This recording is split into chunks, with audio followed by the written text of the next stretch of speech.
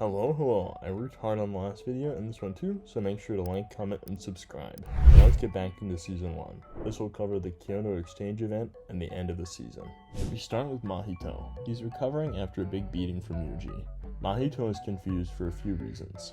First, why does his plan not work? And second, he knows now that Sukuna and Gojo need to be dealt with.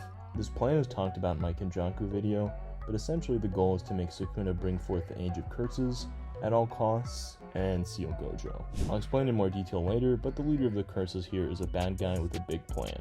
Talking to Nanami and Gojo, Yuji is ecstatic about coming back to life for his friends. Yuji wants just to show up and act like it's no big deal, but Gojo has a different plan. Since it's not something that happens a lot, Gojo wants to make a big show out of Yuji's revival. Gojo is not really in tune with reality here though, so we cut back to our group of students. Nobara, Megumi, Maki, Panda, and Inumaki. Nobara and Megumi are first years, and Maki, Panda, and Inumaki are second years. Yuta Akotsu is in his second year too, but he is absent, and Yuji is more or less standing in as his replacement. Yuta is the same reason the event will be held in Tokyo, and the same reason Tokyo Jujutsu High won last year. This is probably the reason why Todo is so annoyed Yuta isn't here, as he likes strong opponents. This came up briefly in the last video, and this is why. The Kyoto students arrive. Mai, Todo, Mekamaru, Kamo, Nishimiya, and Miwa. Todo immediately complains that Yuta isn't there. And Kamo points out that Megumi is also of a noble clan. Urahime is their teacher, the equivalent of Gojo here, but she is not that strong. Gojo waltzes in with a cart carrying gifts to the Kyoto students, and for Tokyo he brings Yuji. The other students aren't super pleased, as they hid their beloved friend being alive for 2 months. This is not funny. The Kyoto students are too distracted by their new toys to notice, but Gaku Ganji, the principal of Kyoto Jujutsu High, is pissed. The old brass of Jujutsu society hates risks, and Yuji is a huge risk. The whole goal of this exchange event is to exercise curses as fast as possible, but this doesn't happen, so I'm not going to explain how it's supposed to work. Yuji is introduced to all the other students he hasn't met yet. The plan is to go on as before, but with Yuji. Yuji is still a complete unknown, but Megumi vouches for his strength, believing that in a fight without cursed energy, he could beat anyone here. This would even include Todo. So this is when Maki gets the idea of Yuji taking on Todo. Long story short, the Kyoto branch is out to kill Yuji, minus Todo. Todo is disappointed in his classmates and Gaku Ganji. He's more focused on seeing his favorite idol and how they all don't have good taste. He will not participate in the scheme. The Kyoto students simply plan on cleaning up after Todo, as he probably won't kill Yuji. Now with the plans out of the way, the games will begin. Let's win! Megumi and Panda's group are scouting around when they encounter Todo. Yuji runs up to hit him with a big knee. Since Todo could potentially wipe out the group, the plan was already to send off one person alone to face him, so now this falls onto Yuji. After Yuji lands his hit, Todo punches him in return. Sent flying for a few hundred feet, Yuji is sitting put for a second. Getting his face hit mercilessly, Yuji slumps over. Todo stops his beatdown disappointedly. Before Todo can run off to beat up more people, Yuji stands up and is angry he lost more IQ points than he expected from the head bashing. Todo says being a little stupid is okay, as his favorite idol Takeda-chan likes men like that. Yuji claims not to know who that idol is, but Todo didn't say she was an idol. Impressed by his knowledge, Todo asks Yuji his name. Knowing Itadori Yuji's name now, Todo is asking the all-important question here. What kind of woman is your type? Yuji is confused, thinking about it for a second. His type is a tall woman with a big ass. His example is Jennifer Lawrence. I told you it'd come up again. So now we are back to Todo. He is imagining now that Yuji's been his best friend since childhood. This is not real, nor a technique of Yuji or Todo. He is just crazy, and now he thinks Yuji is awesome, which he is. Tearing up and leaking snot, Todo asserts that Yuji is the strongest in his town. Yuji is so confused, and honestly, so am I. This friendship has fucked up the plan of the other students here, as Yuji is not damaged enough from this encounter to be killed. Dodging bullets and a sword strike, all to be saved by Todo. Kamo argues with Todo, but Kamo doesn't pick a fight here. Todo may still kill Yuji, as he would never hold back against his best friend. Finally, we're back to Megumi. He takes down Nishimiya using his Ano Shikigami. Now it's Noritoshi Kamo's turn to fight. squaring up against Megumi. Yuji's still fighting Todo, and they both land good blows on each other. Yuji impresses Todo with his speed and strength. With raw power above Todo, Yuji's blows have lagged with cursed energy. Divergent Fist is not a proper technique, and with this, Todo says he'll never lose to Yuji. Settling for improper blows would break their friendship, but Yuji's okay with not being friends with Todo. Now Todo says it'll make him weaker, Yuji's not fine with staying weak. This sentiment enrages Yuji. The eyes are key to honing fists, as you see with your eyes, not your hands. Discerning things is what gives you those good eyes, and with this you can improve quickly. Yuji's already improving, throwing Todo to the ground.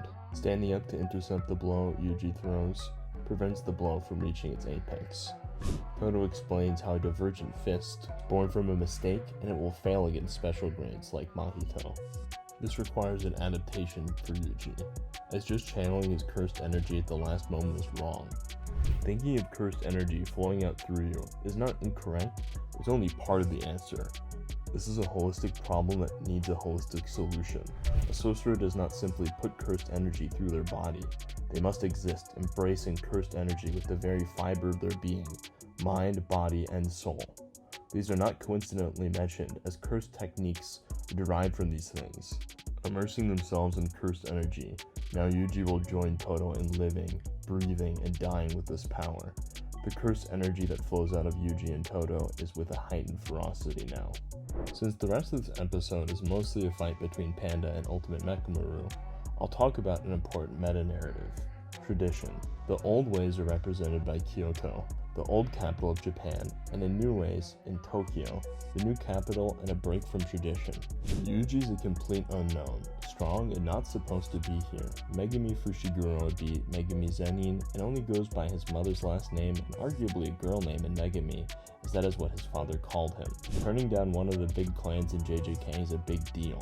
Nobara is a lot less traditionally feminine and doesn't just focus on being cute and liking boys. This goes on, but this is also mirrored in the fights that happen here. Yuji fights Todo, who doesn't see any merit in a punch with improper technique, and even if he's weird about it, is still deeply spiritual. Megumi faces Noritoshi Kamo, who embraces his clan, even though it is terrible for him. Nobara beats up a girl who's focused on being cutesy and desirable. We're not going to talk about her a lot here in this video. This focus on tradition is the rationale the Kyoto students access when they follow Gakuganji blindly, as Gakuganji is more or less the symbol of tradition in this show. The students are just fine with killing someone less than human, as they don't know Yuji yet and don't realize his humanity. Megumi is followed by Kamo, using his bow to fire off cursed energy-infused arrows. Kamo's own blood on his arrows is what allows him to control them after firing. Megumi uses his Toad Shikigami mixed with Nue to catch the arrows mid-air. Closing the distance by distracting Megumi, Kamo hits Megumi hard. Kamo's a grade 1 sorcerer already and is not a slouch. His curse technique is blood manipulation, giving him the ability to control his blood. Kamo uses flowing red scale to boost his physical strength, giving him the edge over Megumi. While this is taking place, Hanami shows up on the scene. Hanami is part of the same crew as Mahito, the Disaster Curses. Speaking of Mahito, he is here as well. Since all the teachers and the students of Jujutsu High are off watching and fighting respectively, nobody's defending the school's warehouse. While fighting Megumi, Kamo is thinking of a contradiction. His mother is nothing but a whore to his clan, but since he has the innate technique of the Kamo clan, he ends up next in line to lead the clan himself. Megumi is in a similar boat, as the Zenin go by strength, and the 10 Shadows is the strongest of his clan. Along with the hand-to-hand, Kamo is well aware he needs to see more of Megumi, stating that he needs to kill Yuji, not because it was an order, as it's something that he needs to do for his own clan. This responsibility stems from the fact his mother will face the brunt of his failures, not him. Kamo goes a step further, saying that he and Megumi are the same. Megumi, meanwhile, is weirded out, as this doesn't seem to align with their fight right now. The same or not the same? Megumi has nothing to do with the Zenin clan, and doesn't even consider himself righteous, or something. Arguing with himself, he struggles to make that logic work, still holding on to the hopeful logic of his sister Sumiki. Distracting Kamo with her Shikigami right before unsummoning it, Megumi hits Kamo with his newest Shikigami, Max Elephant. Shooting Kamo right out of the building with his water spout, Megumi utilizes the lightning of Nue to shock Kamo as well. Thinking of his mother telling him it's better to just leave her, Kamo pulls out his blood bag. This blood bag is used to bind Nue, but before Megumi and Kamo fight more, Hanami interrupts them with their giant roots bursting into the scene. Inumaki tells them to run, but they won't, having already tried his hand fighting the special grade curse. Hanami exercises the entire board of curses, quickly alerting the teachers. Megumi, Kamo, and Inumaki all stand against the special grade curse. Hanami is stopped by Inumaki's curse speech. Kamo hits it with blood manipulation, slicing exorcism, and Megumi slashes its leg. All of this does no damage. Hanami tells them they're just looking out for the planet here. Hanami is a natural spirit, but is so upset about the treatment of the wild that Hanami cannot look past it any longer. Humanity is a lost cause in their mind. Even with people sometimes being good, it's not enough. The Earth can recover, but it's only without humanity. So Hanami politely asks for people to move past their physical form and become sages. Hanami is chasing the trio of students. Inumaki stops the attack to give Kamo the chance to fire off his attack. This time it's piercing blood. Injuring the cursed spirit is a shallow victory, as a curse can heal much more easily than a human. Megumi considers this as a sign Kamo is holding back against him. His reason for holding back was the fact that Kamo doesn't kill people. Megumi knows they're in a corner now. Inumaki is struggling to hold off the curse. On cursed speech, they will die. Hatching a quick plan, the trio stands their ground. Megumi summons Nue to attack Hanami, but Nue is damaged before Inumaki can even get the words out of his mouth. Inumaki is toast here too. He faces the recoil of any word spoken, so trying to take out a force as strong as this cursed spirit is enough to take him out. Kamo, after being hit by Hanami, is out of commission too, but before Megumi can summon his suicide attack Shikigami, Inumaki stops him. Already having reached his limit earlier, Inumaki goes all out just to send Hanami blasting off. Hanami stands up, intercepting attack from Maki. Megumi lands the first bit of damage on Hanami himself, cutting off part of his horns. Megumi makes the perfect use of his new ability earned from the last video, Umbrokinesis. Putting his sword back into a shadow, Megumi pulls out and hands over Playful Cloud to Maki. This is a special grade curse tool, sending Hanami flying for real now.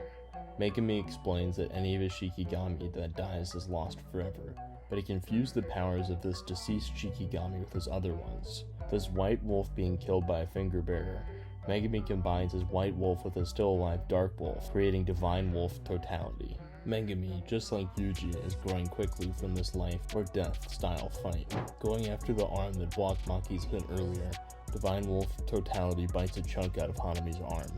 Distracted by his wolf, Hanami is slashed by Maki, then hit from behind by Megumi. Having switched weapons so Megumi can land the bigger hit, they switch back, landing a combo attack on Hanami. All of this just leads to Megumi getting hit with a cursed bloom. The hesitation, not knowing what to do, afflicted by this attack, gets Maki injured as well. Hanami planned for this to happen, knowing how caring sorcerers are for their comrades. Before Megumi's wolf can get at Hanami again, Megumi releases his technique. The button Megumi is stealing his cursed energy. This is an even stronger effect when he uses this technique, and when it's explained, which Hanami just did for that reason. Maki is unable to fight well anymore, as Megumi being hurt has ruined her concentration. Similarly to how Kamo thinks he needs to deal with Yuji for his clan, Megumi stands up, knowing he needs to deal with that curse. Before he can do anything more drastic, Yuji and Toto pull up. Saving people unequally might have paid off for Megumi, as Yuji just saved his life. Assuring Megumi that things will be fine, Yuji's up against Hanami all on his own. Yuji's at a critical juncture, needs to cement his fast growth. Taking the heat of Megumi not to die again, Yuji's ready now. Toto won't help Yuji until he lands a black flash. Hanami is standing against these two sorcerers, knowing Yuji but not sure who Toto is yet. Yuji wants to know if Hanami knows Mahito, as now Yuji knows they can talk. Hanami deflects this, but Yuji is sure now. He's gonna kill this curse. Splashing up some water, Yuji kicks Hanami, though the blow lacks the curse energy to do much damage. Feigning weakness, Yuji tricks Hanami into leaving himself open, channeling his feelings towards his friends into a blow that is not a black flash. Tono is up in Yuji's face, literally slapping some sense into him. Harnessing your rage is important. Sometimes winning you fights you otherwise wouldn't, but this goes both ways. Your utmost focus is required for your technique, If you are distracted by outside factors, you will waver and potentially die. Clearly Yuji's upset by Megumi being hurt here, but Todo thinks that's because their friendship is being messed with. Leave that rage for later, as it's too much. These words are somehow exactly what Yuji needed, thanks to his best friend. A black flash is a blow that distorts space. This is created from the time between a physical and cursed energy-based blow being within a trail length of a second of each other. Todo says it's 2.5 times the damage of a normal blow. Since this is something that's pretty difficult to pull off, plenty of people have not done it before. Not having done a black flash before is a bad sign for your level of sorcery. Yuji is so concentrated that he's drooling, his fist careening towards Hanami. Finally, a black flash. So zoned in that he blows Hanami's arm right off. With a singular strike, Yuji's gotten a lot stronger. Having done this, Yuji is now more attuned to his craft. As if he were a chef just throwing in random ingredients before, now he can taste his cursed energy with a refined palate. With this newfound strength, Yuji can be the best. Hanami is confused, but not unhappy with how much stronger Todo and Yuji are than they expected. After healing their arm, Hanami is faced with Yuji and Todo, striking a pose. Revealing another arm, Hanami is now going all out too. Shooting roots to attack the duo, Hanami is still being chased down and smacked in unison. Before they can land another blow, Hanami just pulls out the roots from under their feet. Trying to skewer Yuji and Todo with the roots, of course missing. Something else is stirring. Hanami is faced with an unusual feeling. Bloodlust. We cut back to Mahito. He tells Hanami they should find more joy in what they do. Killing people is just in their nature. Mahito stares at the essence of his soul, not yet understanding his purpose. To him, the soul is just your desires and logic. All of this just to say, Hanami's holding back by accident. Dusting themselves off after falling, Yuji and Todo hit Hanami while they're low on cursed energy. Hanami now understands Mahito's words, taking pleasure in their battle, using their pacifying flowers and roots to slash at the distracted pair. Todo's up now, ready to show us his innate technique. Time for a Todo flashback. Beating up a kid mercilessly. Making fun of Todo is not something you can get away with, but beating up this kid did nothing for him. Yuki Tsukumo arrives at the scene, and she is the one who taught Todo his catchphrase. This is the same feeling Yuki gave Todo. He feels right now in this fight. Having no time to explain his technique, but plenty of time to think about how to deal with this curse. Roots, root ball, and cursed buds are all very dangerous. As a flower stun move, but since Hanami is now bloodlusted, they won't use it. The new black arm hiding beneath the sleeve it had on earlier is still a complete unknown. These are all things that Todo thinks of in just a fraction of a second. Not caring about his opponent's attacks, Todo's big brain only has one thought. He will win with Yuji. Todo is then immediately caught and flung around by Hanami. Before Todo finishes hurtling towards root spikes, Hanami has swapped places with Todo. Punctured but now thinking they get Todo's technique, Hanami's excited. Todo's technique is Boogie Woogie. With a clap, he can swap the place of one thing with cursed energy with another. Yuji immediately has the same idea as Todo. Beat the pants off Hanami. Fighting two strong opponents, teleporting around the whole time, Hanami's overwhelmed. Since Todo mixes up how he swaps, it's almost impossible to guess where the next hit is coming from. The claps echo throughout the battlefield, ringing in Hanami's defeat. Nanami tells us once you get one black flash, you enter a flow state. This makes using cursed energy as if it were muscle memory, as opposed to manual. Hanami's only landed 4 in a row, as the world record holder. Yuji is now in this flow state, his fist flashing black for the second time now, crushing Hanami's abdomen, landing a black flash kick, and a karate chop. Todo claps now. Hanami, anticipating the swap, is now hit in the back with full force by Yuji. Todo's feeling that Yuji is something special is right. With Hanami making the changes they needed to, and Yuji having heard it, Todo is sure they can win. Hanami is summoning all the buds they can, and during this, Todo swaps Yuji away. With all the buds speeding toward him, Todo enters his fantasy again. Takeda-chan is Todo's favorite idol. She reminds him about Megumi being hit by these buds. The buds have grown some. This could have been from blood, but cursed energy makes more sense. With this cutscene having finished, Todo deactivates his cursed energy. Since the buds feed on cursed energy, they are only effective when a user is reinforcing their body. With nothing to feed on, the buds bounce harmlessly off of Toto.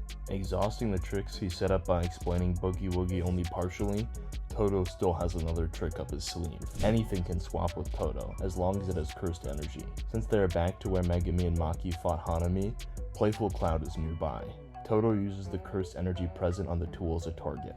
Listening to Megumi from earlier, Toto goes straight for the horns. Hanami has had enough. Placing their black arm on the ground, it changes the energy from the plants nearby into cursed energy. This is all funneled into a flower, the basis of Hanami's domain expansion. This is the second Gojo shows up. Without this distraction, both students would have died here without him. Gojo notes how much stronger Yuji is now, and how well he works with Kono. Since he has faith in his student, he takes out another guy before dealing with the curse. Lapse Blue and Reverse Technique Red combine to make Hollow Purple, hitting Hanami from a huge distance away. Gojo's happy, but not really. He's sure the curses are still causing trouble. Hanami slumps out of the roots, barely alive and missing their left arm. Hanami is alive, and Mahito yoinked a bunch of cursed objects. I'll cover them when they come up.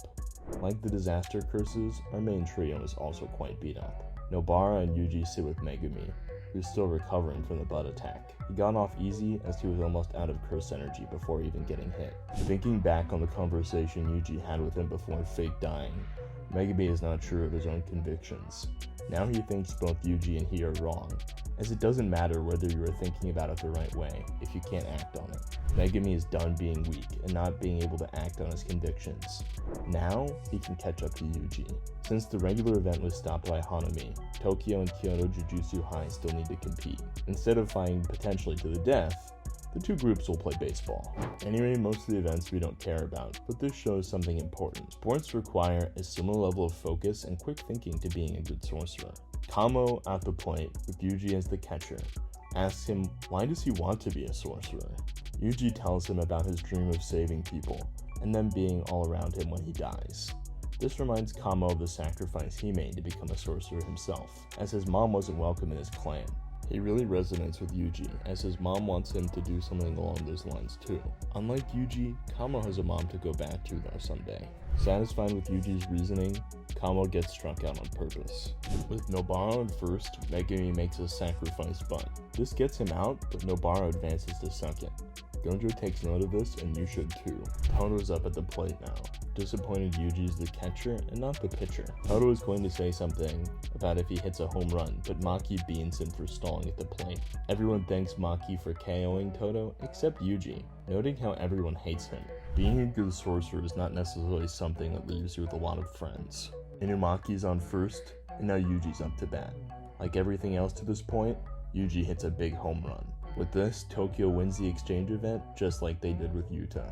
Instead, it's Yuji as the protagonist this time. One last stop before the end of the season, Megumi's hometown. We see something that looks like a Diglett curse that kills a guy. There had already been 3 disappearances in Morioka. Nothing is in common with these 3 though. They all went to the same middle school, so it's possible a curse is placed on them then. The thing is, this middle school is where Megumi went to. Our main trio go to talk to some delinquents, but they're scared of Megumi. Megumi used to beat up everyone, and he's kind of embarrassed about it. A janitor recognizes Megumi, so they talk to him. It's been a while since they left the school. The janitor remembers our 3 murder victims just fine. They were thuggish just like Megumi. This questioning leads them to Yasuhachi Bridge. All 4 of the students once went there unannounced. Passed out and missing for a day. It was pretty weird, but the students don't even remember it. People would bungee jump there, but it is also subject to local superstition. This makes it a breeding ground for curses. The janitor comes back to ask Megumi how Sumiki is doing, as he remembers her being a good sister. Megumi's older sister actually hasn't come up a lot in the story to this point, outside of Megumi's flashbacks. Our main cast trio is sitting on the bridge, but they don't notice anything. Yuji already tried doing the bungee jump thing to aggravate the curse, but it didn't work. In the nick of time, the 2 kids from the school earlier show up, along with an older sister. The older sister is curious if there's a connection between the deaths and the bridge, as she went to Yasuhachi Bridge too. Whenever she gets home, her front door is waiting open for her, like the men who died earlier. Megumi quickly figures out that they can use her knowledge to lure in the curses. Yuji calls Megumi, warning him that this may be too risky for him, as he's only a grade 2 sorcerer. Megumi is mired in self-doubt yet again, going through all of his possible options. The biggest issue here is that the older sister has not a lot of time left, and he needs to exercise the curse before it kills her.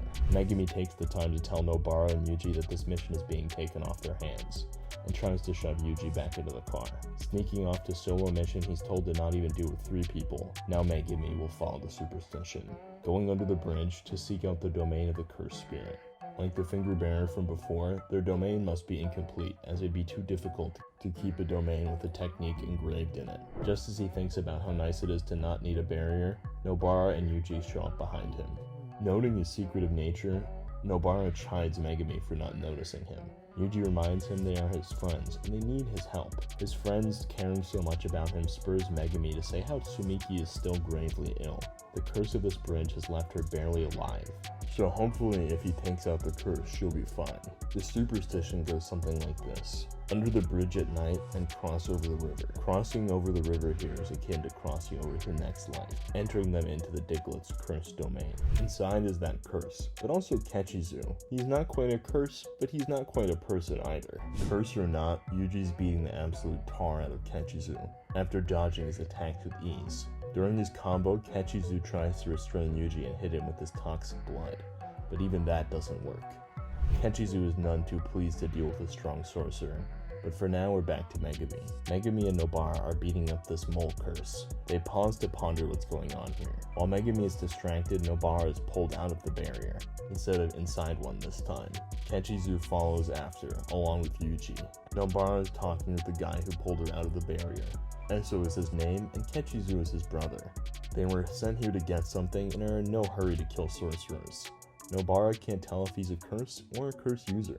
Megumi is on his own now, finishing off those pesky moles, all just in time for the main body of this curse to be exposed. Another finger bearer. The timing adds up just too well, as Yuji reawakens Sukuna at the same time the first murder occurred. This finger bearer is different from the other one, more intelligent and using techniques. With little time to adapt, Megumi is punched right into a flashback. Gojo tells us the whole point of this video series right here. Megumi is not weaker than Yuji for anything other than his mindset. Gojo points out how Megumi doesn't know how to get himself into gear properly. Like his bunt from earlier, Megumi is just too focused on others. Gojo and Yuji are always swinging for the fences. Unlike baseball, Jujutsu sorcery is not a team sport, as sacrificing yourself to win is just not good enough for Megumi here. Barely awake, Megumi is bloodied and ready to throw his life away, summoning his deadliest Shikigami. Thinking back again to Sukuna telling him his talent is going to waste, Megumi is finally putting his better way of thinking to use. Domain expansion, Chimera Shadow Garden. Cackling, Megumi is overwhelming this curse in shadow. Summoning any number of Shikigami, Megumi is barraging this finger bearer, but with one big blast, the finger bearer clears away this incomplete domain. Celebrating prematurely, with curses donutted by Divine Wolf totality. Knowing how strong this fusion is, Megumi is sure this would work. Sukuna is celebrating this victory as Megumi picks up the finger now. Passing out from overexertion, Megumi now muses on what previously happened. While laying on a pile of students he beat up, Megumi can't stand feeling like people are above their rules. Tsumiki is not alright with Megumi beating up these bullies. He told her he would stop. Megumi despises bad people. Their misdeeds go unpunished by good people, and in the same breath, they're just as bad, treating it like it's a good thing that they let these people get away with bad things. Megumi hates Tsumiki for this, as she's a good person. Telling Tsumiki he hates her, she correctly responds by throwing a strawberry milk carton right at his head. Tsumiki is only his half-sister, and both of her parents, including Megumi's dad, have been missing since they were little kids. Gojo tells him of his father's noble birth. The Zenin kinda sucked though. Megumi's technique was valuable, so his dad left him be, in hope of eventually selling him. But with Gojo's help, he was able to not be sold off and support Tsumiki. Tsumiki falling ill is just too unfair to Megumi, as he knows how hard she tried to be a good person. Dealing with him being a grouch and being nice anyway is the type of choice Megumi is mirroring by only saving good people. If the world is unjust, at least Megumi can try to right it. Before he can tell Yuji about the finger, Megumi falls all the way asleep. Eso was telling Nobara about he would kill anyone who looks at his back, right as Yuji shows up behind him. Eso is mostly human looking, but his back is a wretched visage, complete with eyes that can shoot blood. Now that he's pissed, Eso activates his maximum technique, Wing King. Eso begins explaining his technique. If any blood of his or his brother sinks into your skin, you'll begin to rot. Rotting takes time, and Yuji along with Kugisaki on a short clock. It might seem like a poison, but it's more like necrosis, decaying the body. Like pre-established, explaining a technique makes it resolve faster. There's a long and detailed explanation of the physiology of Eso and Kechizu. Their dad was evil, and there are 9 death paintings in total. They are a fusion of person-human and can be incarnated into a host, like Sukuna. 150 years ago they were sealed in jars. The only friends they had were their brothers. Choso is the eldest and the reason they went to side with the curses. Eso actually didn't want to. Choso said it'd be easier for them that way, and they should live for one another. We 3 are one. I live for my brothers. This life link is not good for the brothers, as Nobara's technique can harm them by resonating with the blood that has infected her. This is an endurance test now, as they both need time for the technique to take effect. Yuji is a huge boon for Nobara, as he's built up poison resistance from being a host for Sukuna. Similar to Nobara's resonance won't kill Eso or Kechizu, just hurt really bad, Yuji will not die from this rot. Yuji powers through this pain, destroying Kechizu, making Eso consider releasing his technique. His resolve cannot withstand the sight of his brother begging for help. Eso finally releases his technique. The empathy Eso feels here is more than even the humans they are fighting experience. Outmatched in a real fight to the death, Eso is outmaneuvered by Yuji. Eso takes a black flash. Even with his current cursed reinforcement, Eso gets his arm blown right off. Kechizu is finished off by Nobara's hairpin technique, promising to kill Eso too. Something is off though. Eso is crying and Kechizu hasn't disappeared. Nobara and Yuji hadn't even considered that these brothers aren't curses. This moment of surprise is enough for Eso to escape onto a car. Yuji is still in hot pursuit though.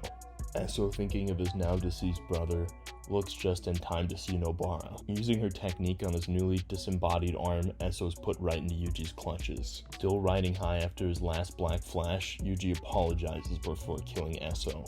Choso can sense his brother's dying. Mahito assures him it was Yuji and his friends. Choso will not let these killings go unpunished. Yuji is still shaken by killing something, but Nobara is just kind of fine with it. She assures him even if they were just regular people, they would have had to kill them anyway. The fact that Eso cried when Kechizu died is something Yuji just can't be fine with. Nobara and Yuji find Megumi sleeping and are very glad when he sits up to greet them. Megumi is still trying to act tough, but Yuji is curious if he can just eat the finger. Attempting to hand Yuji the finger just leads to Sukuna popping a mouth out in Yuji's hand, eating the finger in one gulp. Yuji is strong enough to handle one finger though, so they just leave with their handlers. Gojo is very impressed with his students, all taking down a special grade, and bribing Mei for some reason. Megumi makes sure Nobara won't tell Yuji about how Sukuna incarnating in him is why this whole thing happened, but Sukuna was already doing it, with Yuji asking Sukuna not to tell Megumi. The second years are impressed with their lower classmen and want to get stronger too. Together, Mei and Todo recommend Maki, Panda, Nobara, Megumi, and Yuji for first grade sorcerers. Grade 1 is very important as that is the highest grade most sorcerers can get, and Gojo's bribe to Mei is the reason why she's recommending people too. Before we end the season, Gojo calls Megumi to let them know about their next mission. Our main trio will be back again next season. So this has been over an hour of information. Why does this matter? The answer is pretty simple. The real magic of this world is believing in yourself. No matter your talent or your luck at birth, in Jujutsu Kaisen, if you stop believing in yourself for even just a second, you die. When I call these videos battles of will, I mean it. Even Gojo agrees with me. I need to show some fights because when it boils down to it, the winner is always the person who holds their nerve. Losing the argument in your Socratic dialogue is what makes you blink. You will see great men and women perish when their principles fail them, as their philosophy is the basis for even fighting in the first place. What separates Yuji and Megumi is how Yuji can believe in himself and Megumi can't yet. In the last fight of this season, Megumi proves himself just as strong as Yuji, finally fighting to win for himself. When Yaga tests Yuji about his beliefs, this is what he really cares about. You can't just live off of someone's whim. You have to live for yourself, and this is what true Jujutsu sorcery is. The magic of just being and believing in yourself. Anyway, thanks for watching. Let me know your favorite character in the comments.